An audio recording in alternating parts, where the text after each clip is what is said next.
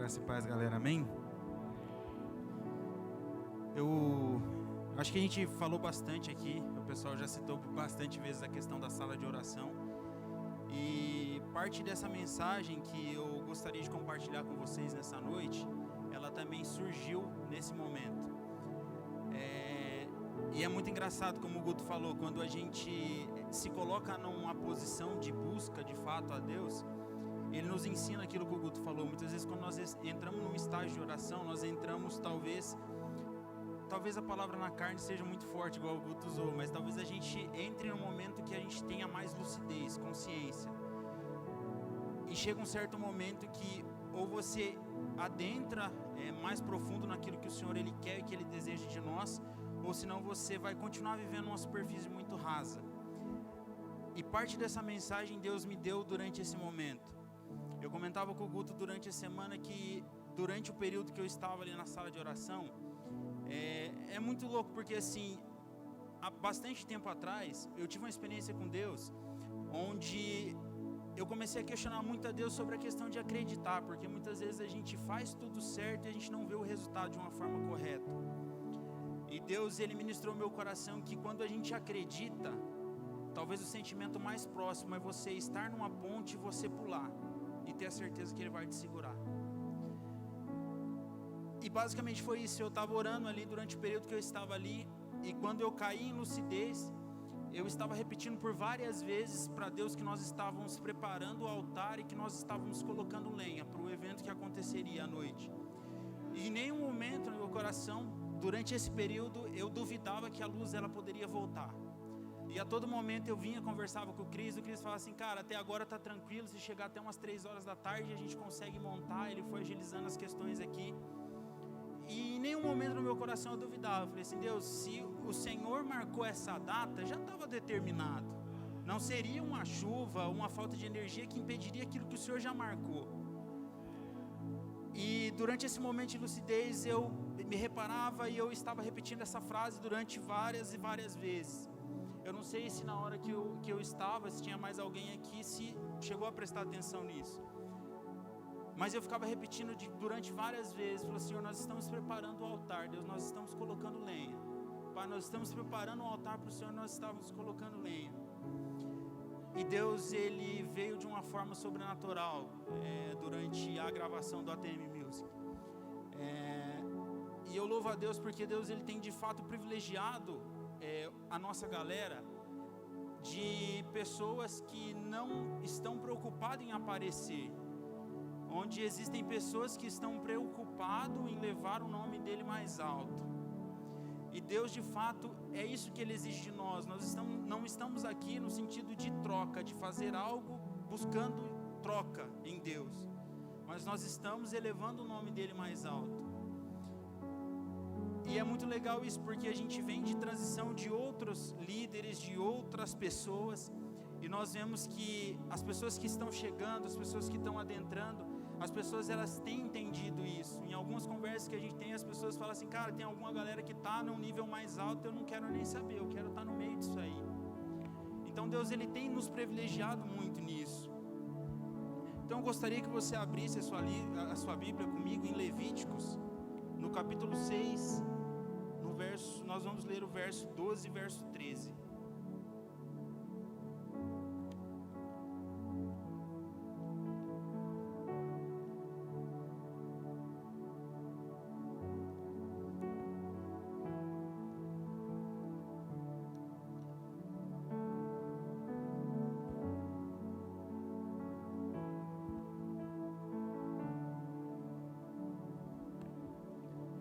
Todos acharam? E a palavra do Senhor diz assim, em Levíticos, capítulo de número 6, verso de número 12: E o fogo, pois, sempre arderá sobre o altar, e não se apagará, mas o sacerdote acenderá a lenha nele cada manhã, e sobre ele porá em ordem o holocausto, e sempre que ele queimará a gordura das ofertas pacíficas. O fogo arderá continuamente sobre o altar, e jamais deverá ser apagado. Eu gostaria que vocês frisassem muito o verso de número 13. O fogo arderá continuamente sobre o altar, jamais deverá ser apagado. Quando nós pegamos, eu vou contextualizar um pouco para vocês entenderem. Quando nós pegarmos lá no Antigo Testamento, antes do povo de Israel, do povo ser liberto do Egito, Deus ele se manifestava ao seu povo através de fogo. Então nós vemos lá coluna de fogo, nós vemos coluna de fumaça. Só que em determinado momento Deus ele dá uma orientação para o povo de Israel. Ele orienta que o povo deve sair do Egito. Então acontece a questão das 10 pragas e tudo mais, o faraó libera o povo do Egito. Só que até esse momento Deus ele se manifestava através de algumas epifanias a Moisés, e todas essas manifestações elas ocorriam no Monte Sinai.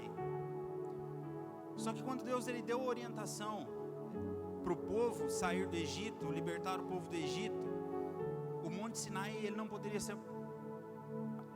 acompanhar o povo.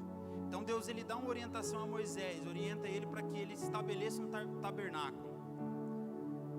E dentro do tabernáculo, o tabernáculo ele era dividido em 3 setores, podemos colocar assim. Teria o pátio do tabernáculo, teria o lugar que era santo e teria o lugar que era o santo dos santos. E Deus ele deu uma orientação para Moisés para que ele preparasse o tabernáculo, deu orientação para ele para que ele separasse o pessoal da tribo, os filhos de Arão, para que eles fossem eleitos sacerdotes daquele lugar. Então eles eram responsáveis por cuidar da organização do tabernáculo. Eles eram responsáveis desde a entrada até o fundo, e toda a organização passava por eles. E já trazendo já para a parte que eu gostaria de entrar, naquela época, o povo de Israel ele era regido por leis. Então Deus ele dava mandamentos, ele dava ordenanças que o povo deveria seguir. E quando nós trazemos para os dias de hoje, a nossa geração, nós estamos muito habituados, ou nós escutamos com muita frequência que nós vivemos um tempo de graça, que a parte de lei ficou para trás e a parte da graça veio a partir de Cristo. Só que nós precisamos saber separar. De fato nós não vivemos mais no tempo de leis, nós vivemos no tempo da graça. Só que nós precisamos entender que a lei que a Bíblia fala é a lei escrita.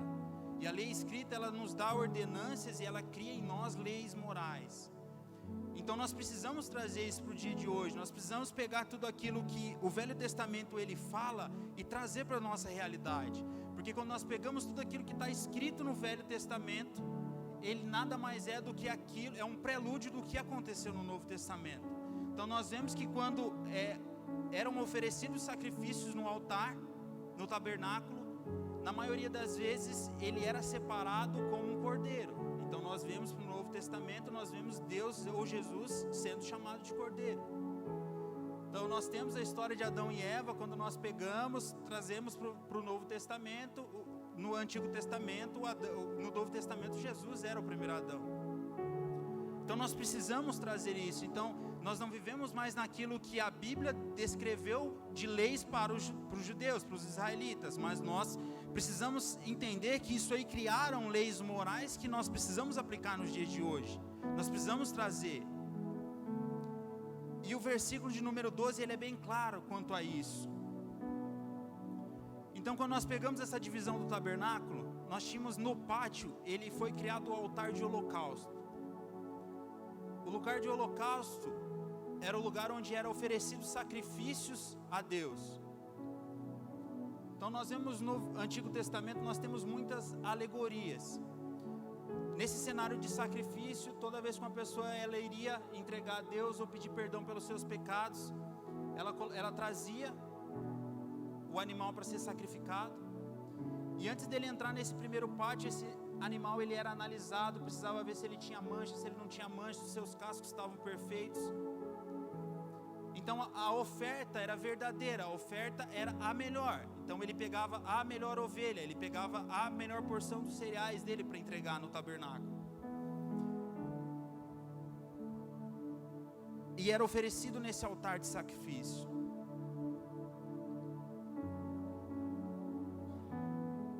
E era entregue ao sacerdote. Então ele colocava a mão, a pessoa que estava levando, colocava a mão sobre o animal que ele estava oferecendo. E aquilo ali configuraria como se ele estivesse transmitindo todos os pecados que ele tinha para aquele animal fosse sacrificado, e sendo assim os seus pecados fossem perdoados.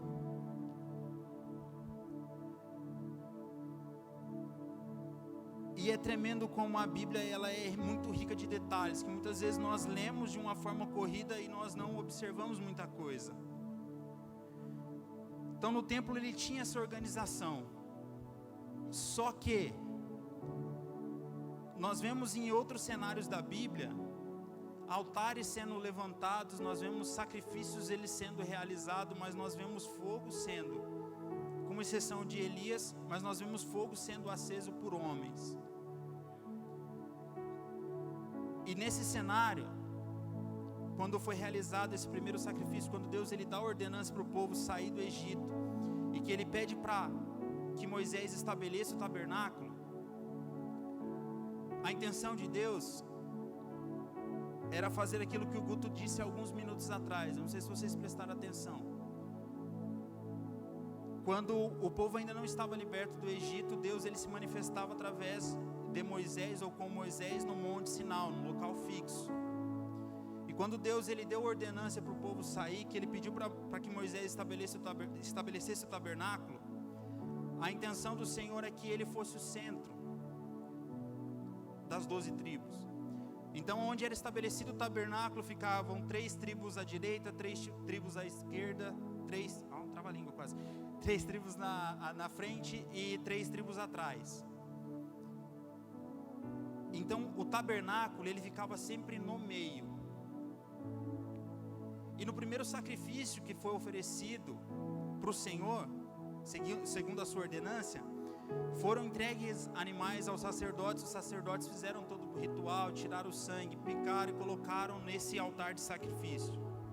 E nós vamos ver lá em Levíticos também no capítulo 9, no versículo 24, onde nós vemos Deus acendendo o altar. E lá no versículo 24 diz assim: de repente saiu o fogo da presença de Deus e do Senhor, e devorou a oferta queimada e a gordura que estava no altar.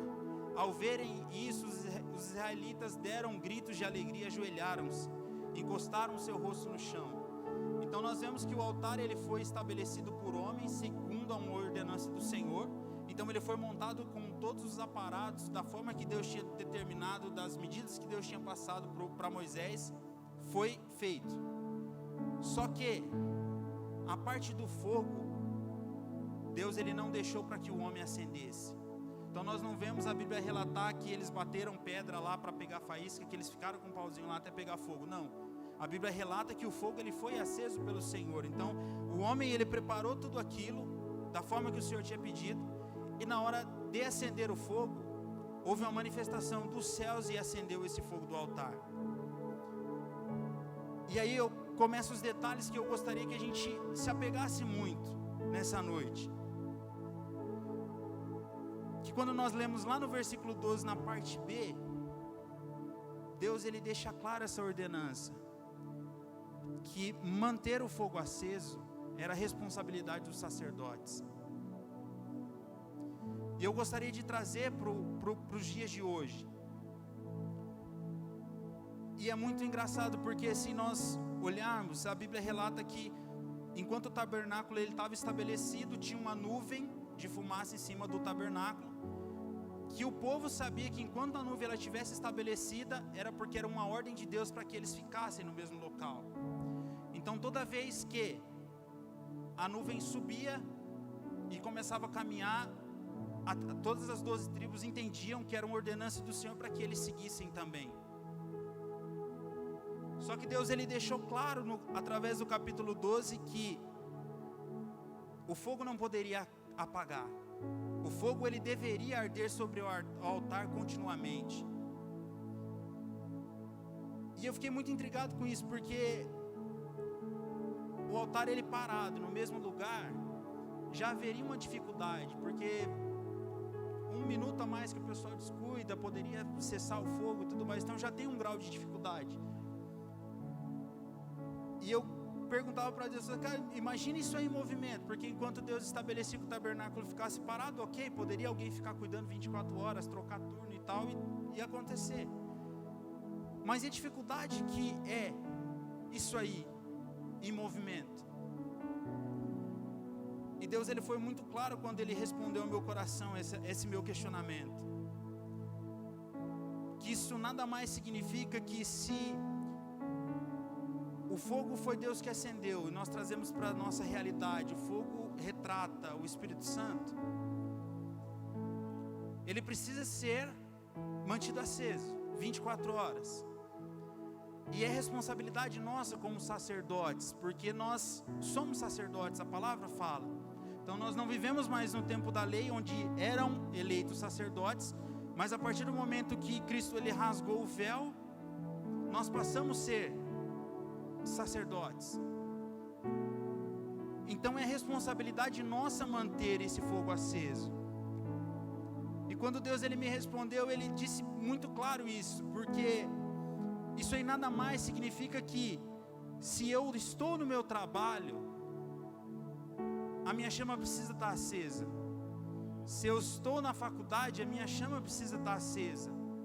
Se eu estou caminhando na rua, a minha chama precisa estar acesa. Se eu estiver dentro do meu quarto, no secreto, a minha chama precisa estar acesa.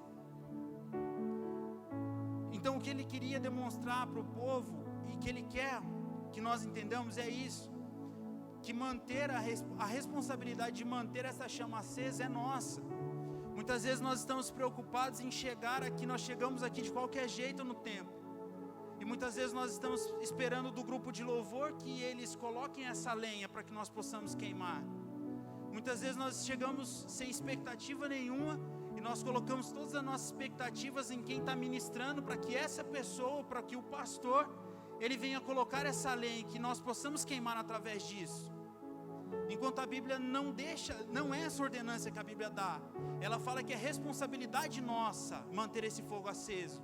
É responsabilidade nossa como cristãos, como sacerdotes, nós colocarmos lenha no nosso quarto, na nossa casa, para que o momento que nós chegarmos no culto, nós já estejamos queimando.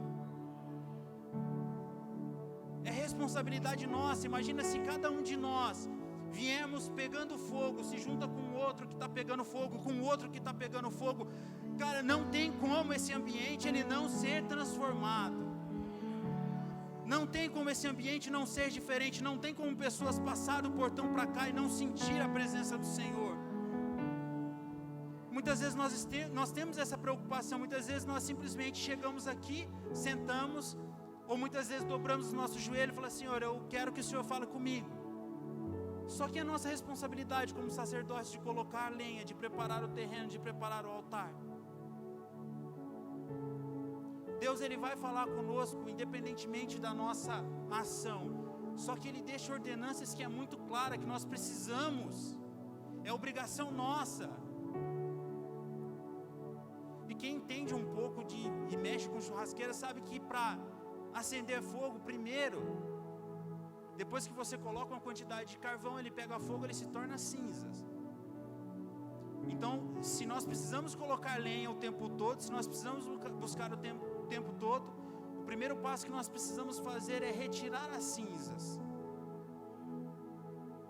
E retirar as cinzas significa aquilo que nos impede de queimar por Cristo. Muitas vezes nós estamos preocupados, ou nós dedicamos tanto do nosso tempo por coisas totalmente insignificantes. E isso tem nos impedido de chegar mais próximo de Deus. Isso tem nos impedido de muitas vezes, como o Guto falou aqui, é você chegar num nível mais profundo com Deus. E Ele tem esse desejo para nós. Porque se Ele já determinou a nossa história, isso já está escrito, e nós sabemos que o final da nossa história é morar no céu com Ele. Por mais que nós passamos por momentos de dificuldade, de tribulação, nós já sabemos o resultado. Nós sabemos o resultado. Ele já estabeleceu lá na cruz, há mais de 2000 anos atrás. Só que muitas vezes nós estamos preocupados, nós dedicamos tanto do nosso tempo a coisas que não vai nos levar a lugar nenhum, que nós temos impedido muitas vezes, ou nós temos atrasados aquilo que o Senhor tem estabelecido para a nossa vida. Então nós entendemos que é uma ordenança de Deus para que nós precisamos manter essa fogueira acesa, o fogo precisa ser aceso, precisa arder continuamente. Não significa que você precisa 24 horas por dia estar com seu joelho em oração e tudo mais, mas a Bíblia ela nos orienta que nós precisamos estar em espírito de oração o tempo todo.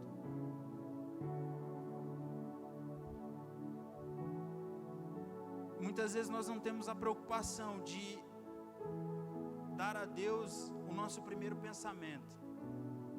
Muitas vezes nós abrimos os nossos olhos e nós ao menos agradecemos a Deus por estar vivo, por mais uma oportunidade que Ele nos deu de viver, de abrir os olhos. Enquanto muitos pais ou muitos se deitam e não levantam, Deus Ele nos dá essa oportunidade. Muitas vezes nós não temos a preocupação de ao menos agradecê-lo por estar vivo, agradecê-lo por Ele ter nos dado mais uma oportunidade de vida. E isso significa pôr lenha. Porque se nós formos gratos no nosso primeiro pensamento, que muitas vezes a gente tem inúmeras coisas para fazer no nosso dia a dia, no nosso trabalho, na rotina de estudo. Só quando nós entregamos essa rotina a Deus, quando nós somos gratos por isso, quando nós estabelecemos que o nosso primeiro pensamento do dia ele passa a ser Cristo, automaticamente as demais coisas do seu dia você já entregou na mão dele. Então, por mais que você esteja com uma situação muito difícil, que precisa ser resolvida, se no primeiro momento você entregar a Deus aquilo, a sua primícia for a gratidão a Deus, sem nós sermos gratos, Deus Ele já nos abençoa. Imagina nós sermos gratos, imagina nós entregamos essa primícia a Ele. Então nós precisamos manter essa chama acesa o tempo inteiro. Nós precisamos cuidar disso, nós precisamos colocar lenha, nós precisamos estar tirando cinza o tempo todo. Nós precisamos tirar tudo aquilo que nos impede de chegar até Cristo. E essa é uma responsabilidade nossa, não é o nosso irmão do lado que vai fazer por nós. Muitas vezes nós estamos cansados de viver por experiências dos outros. E eu gostaria e convidaria vocês a fazer esse desafio com Deus. Falar assim: Deus, eu não quero mais viver de experiências que os outros vivem. Eu não quero caminhar naquilo que os outros caminham. Eu preciso caminhar nas experiências que o Senhor tem para mim. Durante o período que nós estivemos na sala de oração, eu fiquei por 1 hora e pouquinho. E quando a gente começa a orar, muitas vezes você fala assim: Deus, mas 1 hora vai faltar palavras. Por mais que eu ore pela minha família inteira, apresento tudo diante da sua presença, vai faltar coisas para falar. Só que é nesses momentos de comunhão, porque muitas vezes nós não precisamos falar nada, simplesmente se nós estabelecermos esse altar diante da presença do Senhor, nós não precisamos estar em oração o tempo inteiro. O pastor Luiz Hermínio, ele fala muito isso, que na casa dele, em todas as casas que ele morou, ele estabeleceu um altar. Que muitas vezes ele fala assim: eu não levo livro, eu não levo Bíblia, eu simplesmente, às vezes eu coloco um louvor ali, sento e começo a contemplar a grandeza do Senhor. E muitas vezes nós não retiramos esse tempo para Deus porque nós achamos muito difícil, ou muitas vezes nós não sabemos como fazer. E eu te convido e te desafio a você nos próximos dias você fazer isso. Você retirar um tempo, nem que te falte palavras, mas que você fique num canto reservado para Deus. Fala assim: Deus, manifesta a sua glória, eu quero ver a sua grandeza. Eu te convido a fazer essa experiência, você vai ver como é tremendo isso. Porque muitas vezes é criado um ambiente tão transformador, é criado um ambiente tão de glória que é muito difícil explicar, porque muitas vezes te faltam palavras, mas te sobram lágrimas. Muitas vezes te faltam palavras, por mais que você busque, você não encontra. Só que o seu espírito chora. E aí eu entendo que é basicamente se cumprindo aquilo que a Bíblia fala, que quando nós não temos força, o nosso espírito ele intercede por nós. Só que é responsabilidade nossa. Não é o Michel, que é o pastor do grupo de jovens, que vai fazer isso por mim, por você. Precisa ter essa responsabilidade de manter o fogo aceso, é responsabilidade nossa. Então Jesus, no sacrifício dele na cruz, ele deixou o Espírito Santo conosco, que está conosco todos os dias.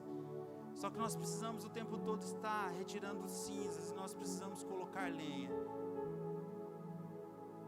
Nós precisamos fazer o nosso altar, que é a nossa vida.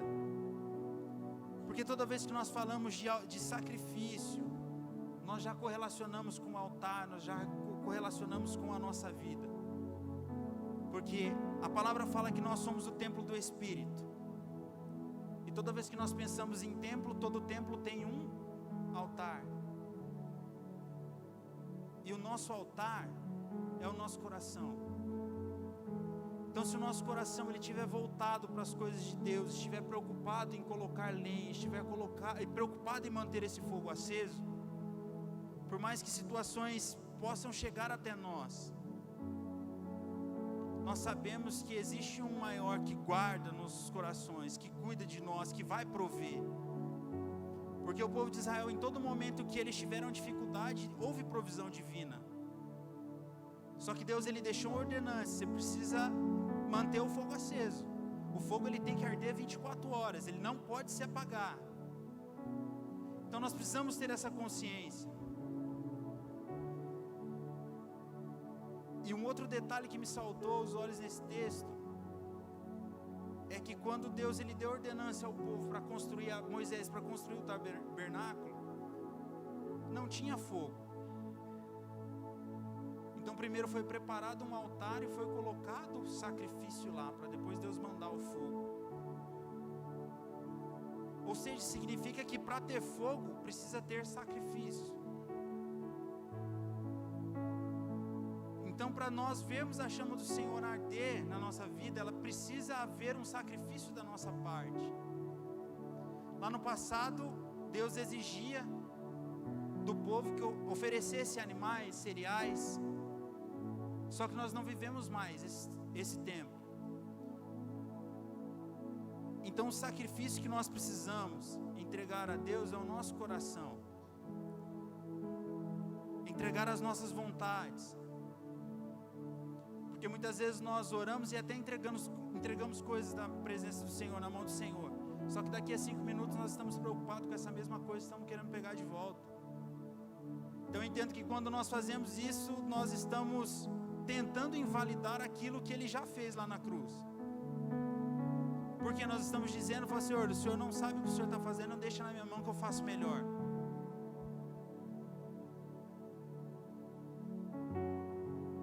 Então só vai haver fogo na nossa vida se houver sacrifício. Então nós precisamos sacrificar. E isso também é responsabilidade nossa. Deus ele não entregava, era responsabilidade do sacerdote. Então o pessoal chegava e depositava essas ofertas na mão do sacerdote e ele realizava o sacrifício. E mais uma vez nós somos sacerdotes. Deus ele estabeleceu isso. Lá no texto de Apocalipse, no capítulo 5, verso 6, diz assim, para confirmar isso que eu estou falando: da parte de Jesus, a testemunha fiel, Ele é o primeiro filho, de onde foi ressuscitado, e que governa os reis do mundo inteiro. Ele nos ama e pela sua morte na cruz nos livrou dos nossos pecados, e fez de nós reino de sacerdotes, a fim de servirmos ao seu Deus e Pai. A Jesus Cristo sejam dados glória, poder para todos sempre. Amém. Então nós vemos que a palavra afirma isso, que nós somos sacerdotes, então nós temos a responsabilidade de manter o fogo aceso. Nós temos a obrigação de sacrificar. Nós só vamos começar a arder, nós só vamos começar a queimar quando nós entendemos isso. Porque quando nós pegamos a divisão do tabernáculo, a primeira etapa, que era o pátio onde ficava esse altar de holocausto, onde era oferecido o sacrifício, ele te capacitava para você entrar no lugar santo. Então toda vez que era oferecido sacrifício ali, esse sacrifício era recebido, a pessoa ela tinha o direito de adentrar nesse lugar santo. Então significa que quando nós sacrificamos e quando nós mantemos esse fogo aceso, nós começamos a experimentar coisas mais profundas da parte do Senhor. O tabernáculo ele era dividido em 3 partes, ele tinha o pátio, tinha o santo e tinha o santo dos santos. O santo dos santos era um lugar que só o sumo sacerdote poderia adentrar, ou seja, o líder de todos os sacerdotes. E a Bíblia relata que Deus ele deu essa ordenância porque a presença dele era tão tremenda que se não houvesse esse lugar, ele poderia consumir todo o povo. E Moisés talvez tenha sido uma das únicas pessoas que teve a experiência, porque a Bíblia falava que Moisés ele conversava face a face com Cristo. Só que na história nós vemos que houveram muitos momentos em que eles sacrificaram tudo, aquele povo, por mais que eles erraram em diversas partes, mas Deus ele sempre estava com eles. E toda vez que vinham ordenâncias do Senhor por um tempo, eles seguiam e eles viam a manifestação do Senhor. Então quando eles reclamaram de fome, Deus ele mandou o maná. Quando eles reclamaram de sede, Deus deu água. Quando eles chegaram no lugar que eles estavam sem saída, Deus abriu o mar. Então nós precisamos começar a acessar essas coisas, porque a Bíblia, ela não deixou isso estabelecido apenas para o povo de Israel, apenas para ficar no passado. A Bíblia ela é o nosso norte, ela é a bússola, ela é o nosso direcionamento. Então por que se outros personagens da Bíblia experimentaram coisas grandes da parte do Senhor, porque muitas vezes nós temos se acostumado a viver nesse ambiente raso? Por que Deus ele deu, e ele deixou bem claro isso, escrito no Novo Testamento, que se nós crêssemos no nome dele, nós faríamos obras maiores do que ele fez. Só que a nossa geração ela tem se contentado muito em viver esse ambiente raso. Muitas vezes querer viver um evangelho de resultado, onde ele quer entrar dentro da igreja hoje, orar hoje, e no final do culto ele quer receber aquilo que ele está pedindo. Muitas vezes nós somos reis nisso, de colocar coisas na mão do Senhor e tirar, porque na nossa cabeça a gente pode fazer de forma melhor. Só que nós precisamos começar a escalar esses níveis. Nós precisamos começar a adentrar nesses outros lugares. Muitas vezes nós estamos em um lugar que já se tornou cômodo para nós. Só que Deus ele tem infinitamente mais para nos entregar, e nós temos se contentado com tão pouco. Nós temos contentado muitas vezes em chegar aqui e só, como eu disse há um tempinho atrás, receber só a lenha que o grupo de louvor coloca, ou que o pastor ministra. Nós precisamos começar a escalar e adentrar nesses outros lugares, porque é responsabilidade nossa. Deus ele deixou determinado, ele deixou orientação, mas é responsabilidade nossa, e ninguém vai fazer por nós, nós precisamos fazer isso. E é impossível nós fazermos isso e nós não vermos transformação. É impossível nós sairmos da nossa casa ou do nosso ambiente de conforto, queimando por Jesus, e Deus ele não agir através de nós. A Bíblia fala que nós somos o sal da terra e da luz do mundo. Isso não significa que nós não vamos viver com pessoas do mundo. Isso significa que nós seremos diferentes dentre eles. E muitas vezes nós temos, ou nós queremos ter a oportunidade de falar de Cristo, só que automaticamente vem na nossa cabeça: mas eu não sei falar. Só que nem todo testemunho ele é contado. Nós necessitamos começar a mostrar a experiência que ela é vivida. Onde você não precisa abrir sua boca para falar que você é cristão, onde as suas ações demonstrem isso. E se a Bíblia fala que nós somos luz, é porque nós temos esse brilho do Espírito, nós temos esse fogo. E a vontade do Senhor é que Ele arda 24 horas por dia, que nós mantemos Ele aceso 24 horas por dia. Então nós precisamos começar a demonstrar o testemunho do Evangelho que ele é vivido, onde as nossas ações demonstram isso, onde as nossas atitudes demonstram isso. Não adianta eu querer ir vir aqui no templo todo domingo, ou querer queimar uma vez por semana. Nós precisamos estar com a chama acesa 24 horas por dia, 7 dias na semana. Nós precisamos começar a demonstrar o Evangelho de Cristo através das nossas vidas. Uma ministração que eu ouvi há um tempo atrás, o pregador contou uma história que ele tinha muito anseio de falar sobre Cristo. Ele tinha bastante anseio de anunciar aquilo que Deus estava fazendo na vida dele. E ele conhece em uma igreja dos Estados Unidos um dos caras que era cabeça de uma gangue lá, de uma das gangues mais fortes da cidade. Ele vai e se converte. E ele começa a acompanhar esse cara. E em um determinado momento ele vê esse cara sendo tocado por Jesus e convertido.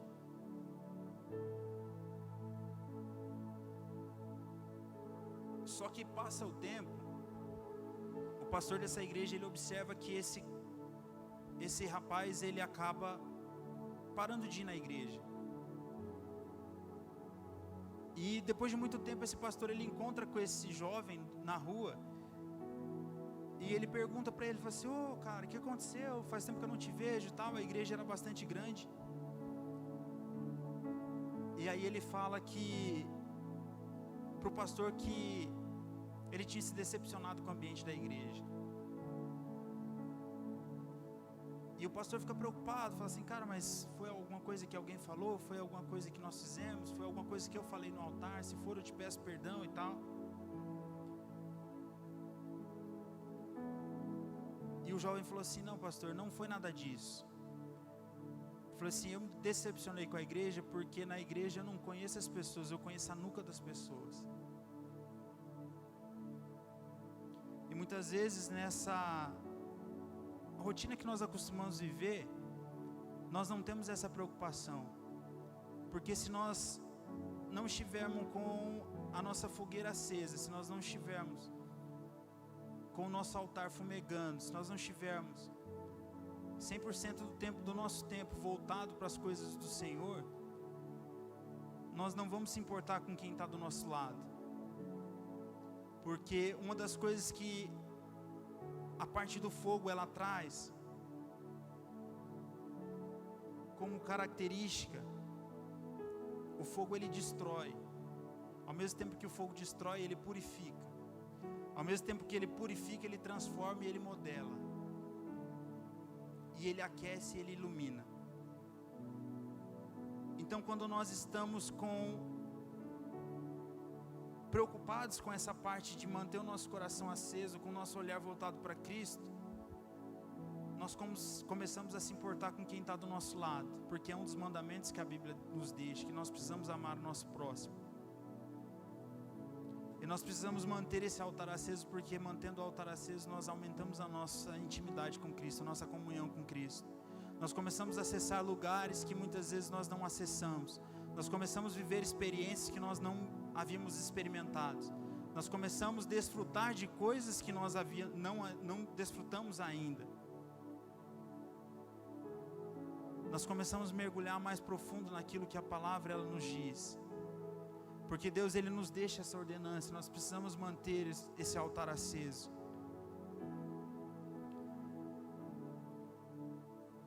E nós entendemos que o altar ele é o nosso coração. E nós entendemos que o fogo ele é o Espírito. E como que nós podemos alimentar ele? Então um dos passos eu comentei já que nós precisamos tirar a cinza, nós precisamos tirar aquilo que nos impede de chegar a Cristo. E o segundo ponto, e aí eu já gostaria de fechar, é que colocar lenha também significa preparo. E que de forma que nós somos, ou que nós devemos preparar. Ninguém prepara nada sem conhecer. Então muitas vezes nós também queremos estabelecer coisas, ou queremos pedir coisas para o Senhor, e muitas vezes nós não o conhecemos. A Bíblia ela foi deixada como a única palavra do Senhor na terra. Muitas vezes nós estamos preocupados em escutar profecias de pessoas. Muitas vezes nós esquecemos de recorrer à Bíblia, que é a única palavra do Senhor deixada para nós. Então é nosso papel, nós precisamos preparar, e para nós preparar o altar nós precisamos conhecer o dono do fogo. Nós precisamos aumentar o nosso nível de intimidade com Ele.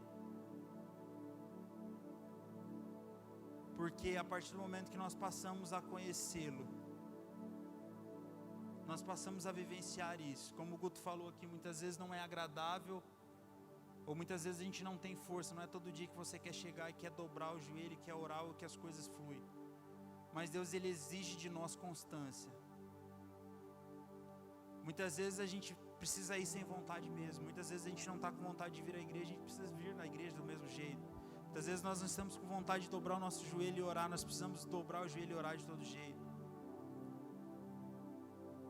Muitas vezes nós questionamos que nos falta tempo. Só que nós entregamos ao Senhor minutos.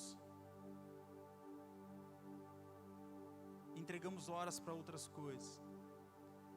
Então a partir do momento que nós começarmos a priorizar isso, daqui a pouco você vai ver que essa rotina ela passa a fluir de uma forma mais natural. Então muitas vezes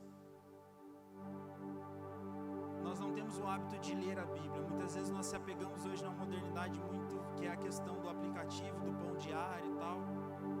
E muitas vezes nós pegamos esses versículos isolados aí. Só que muitas vezes nós não temos a preocupação de ler o contexto que aquilo lá está inserido. Muitas vezes nós não temos a preocupação de ir lá e ler o que de fato aquele texto está dizendo. Então assim, por que a gente se contenta com frações, sendo que Deus ele já deixou muitas coisas para nós e é acessível. Lá nos tempos de Moisés, esse lugar santo do santo só os sumos sacerdotes poderiam acessar. Só que o sacrifício de Cristo na cruz, ele rasgou esse véu que o impedia de chegar. Então nós temos acesso ao Pai, nós temos acesso a Ele o tempo todo, 24 horas por dia, nós só precisamos buscar. Eu gostaria que você colocasse em pé nesse momento, já para fechar.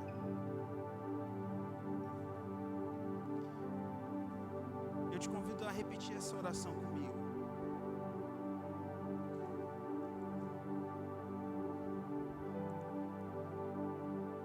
Eu te convido a orar comigo nessa noite. Senhor Jesus, nós nos colocamos diante da Sua presença, Pai.